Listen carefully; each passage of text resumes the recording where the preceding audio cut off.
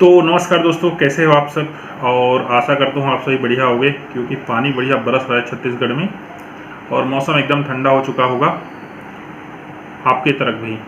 तो चलिए, आपका जो क्वेश्चन है वो सिलेक्ट हुआ है अखिलेश जी, क्योंकि संविदा जॉब के बारे में बहुत ज़्यादा जो है कन्फ्यूजन है।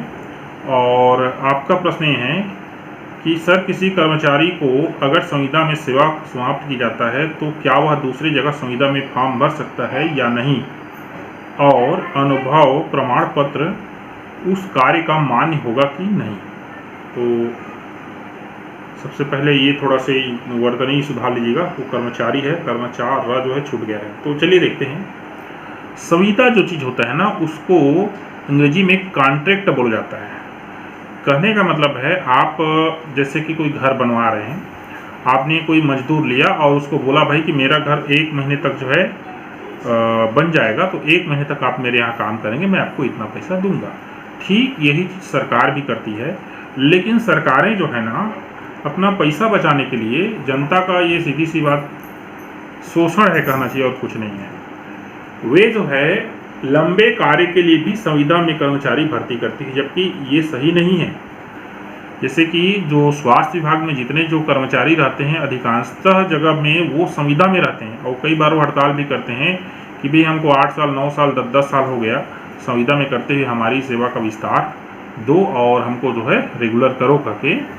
तो सरकारें कई बार मान भी लेती हैं। पहले तो ये चीज़ होता था, संविदा में रहने वाले लोग रेगुलर होते थे अधिकांश जगह।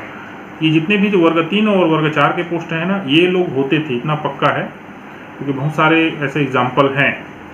खास करके जो SDM कार्यालय में ड्राइवर है, झाड़ू लगाने वाले, ये सब जो है डेली वेजेस में पहले रहते थे, संविदा में रहते थे, फिर बाद में वो क्या हो जाते थे, रेगुलर हो जाते थे। लेकिन अभी के डेट में बहुत मुश्किल है। तो मूल प्रश्न में आते हैं कि आपके जो आप संविदा में हैं, तो संविदा का नौकरी सबसे पहले तो आपको एक निश्चित समय अंतराल के लिए ही लिया जाता है, कि आपके नियुक्ति आदेश में लिखा रहता है कि ये 1 साल के लिए है। तो 1 साल के बाद वो जो नौकरी है ऑटोमेटिक आपका क्या हो जाता है, समाप्त हो जाता है।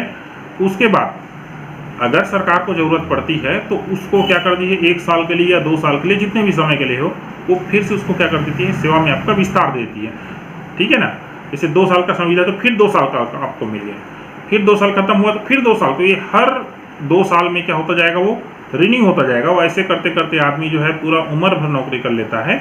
तो ये चीज़ें हैं। तो सरकार का कहना चाहिए ये एक हिसाब से, उसको रेगुलर कर्मचारी अगर वो बनाएगा, सरकारी कहना चाहिए अपना कर्मचारी बनाएगा, तो उसको समस्त चीज़ें देनी पड़ेगी, जिसमें DA TA सब होता है। दूसरा बात, संविदा कर्मचारी पर भी सिविल सर्विस जो अधिनियम है 1965, उसमें बहुत सारी चीज़ें हैं वो अधिशासित होती हैं।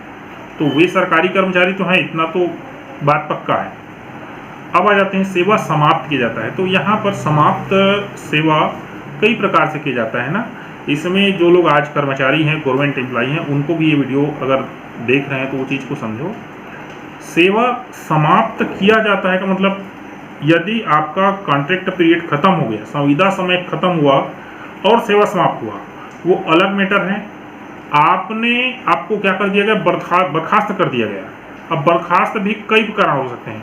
हो सकता है आपके ऊपर कोई जो है कानूनी केस दायर हो गया और उसमें आप दोषी ठहरा गए, तो आपको बर्खास्त किया गया।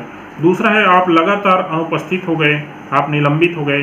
जैसे कि मान लीजिए आप संविदा में कर्मचारी हो, ठीक है, और आपने शासन को बिना बताए किसी और जगह संविदा में फॉर्म भरा। तो पहले जगह में आप संविदा में थे, वहाँ पर क्या लिखाएगा, लगातार आप अनुपस्थित लिखाएगा। और इस प्रकार से ज़्यादा अनुपस्थित होंगे, क्या होंगे, आप निलंबित होंगे। और निलंबित होने के बाद एक समय बाद क्या हो जाएंगे, आप बर्खास्त हो जाएंगे। ठीक है ना। तो ये सेवा समाप्त होने के कई तरीके मैंने आपको बताया। अब देखिए, सेवा समाप्त किया जाता है। अगर प्रॉपर तरीका से सेवा समाप्त करने का एक तरीका तो ये है कि एक समय बाद सेवा आपको ऑटोमेटिक जो है समाप्त हो जाए। दूसरा तरीका है, मान लीजिए आपका जो है संविदा का जो समय है, उदाहरण के लिए 3 साल है, 1.5 साल बाद आपको लगा कि मैं इस नौकरी को छोड़ूंगा करके, क्योंकि ये मेरे लिए सही नहीं है करके, तो आप जैसे कि मान लीजिए अप्रैल महीना के 15 तारीख को आप नौकरी जो है छोड़ना चाहते हैं, ठीक है ना, तो आपको 1 महीना का पेमेंट सरकार के पास जमा करना पड़ेगा। ठीक है। अब ये क्यों, तो देखिए यही नियम है। यदि आप मतलब उस जॉब को छोड़ रहे हो तो आपको 1 महीने का पेमेंट जो है जमा करना पड़ेगा।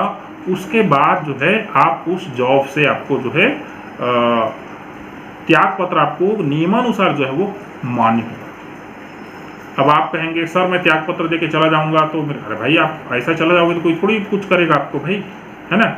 लेकिन वो नियमानुसार आपको सेवा वहां पर समाप्त नहीं होगी, क्योंकि ये नियम के अनुसार गलत है। और इसका दूसरा पक्ष है कि जैसे कि सरकार आपकी सेवा समाप्त करना चाहती है, ठीक है ना, आप अपनी सेवा समाप्त करना चाहते हैं तो 1 महीने का पेमेंट आप सरकार को देंगे एक्स्ट्रा ना।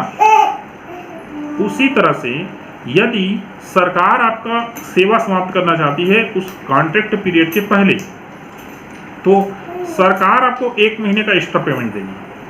समझ में आ रहा है? ठीक है। तो दोनों ही कंडीशन में आपका सेवा जो है सही तरीके से क्या होगा, समाप्त होगा। अब देखिए, इस तरह से सेवा समाप्त होने पर आपके 2 फायदे हैं। पहला फायदा, उदाहरण के लिए लीजिए कि आपका कॉन्ट्रैक्ट पीरियड है 3 साल, आपने 1.5 साल में जो है अपना सेवा जो है स्वयं वो जो है समाप्त कर लिया। आप दूसरा संविदा जॉब में गए, अब पता चला वहां पर का जॉब आपको पसंद नहीं आया, उदाहरण के लिए, तो क्या होगा, आप पहले वाले जो संविदा जॉब है ना उसको छोड़ चुके हैं, उसके बाद भी उसको आकर पुनः ज्वाइन कर सकते हैं। ये नियम होता है सिविल सर्विस अधिनियम 1965 में, इसको धारण अधिकार बोलते हैं, और ये 1 साल तक होता है। कहने का तात्पर्य 1 साल बाद भी कोई कर्मचारी अपने जॉब को छोड़ चुका होने के बाद आकर फिर वो उसको ज्वाइन कर सकता है। ठीक है।